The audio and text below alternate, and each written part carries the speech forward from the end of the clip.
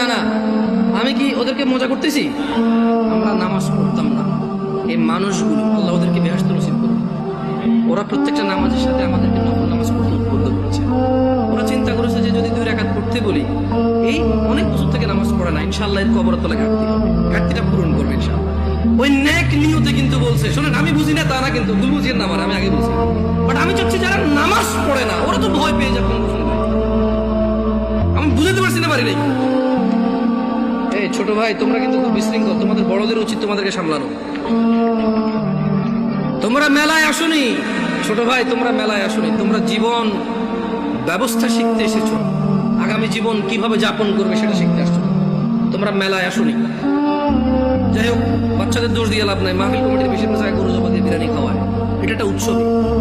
খেলবে তো অসুবিধা। ওরা যদি বুঝতো এটা একটা শিক্ষণীয় জায়গা, একটা ক্লাস হবে, এখানে একটা সেমিনার হবে যেখানে মানুষ ন্যায় অন্যায়ের পার্থক্য করবে, ওরা এটা করতো না। ওদেরকে ঠিক হওয়ার আগে মুরব্বীদের ঠিক হতে হবে, ওয়াজ মাহফিল অনুষ্ঠানের কথা বাদ দিতে হবে। এটা একটা শিক্ষণীয় জায়গা।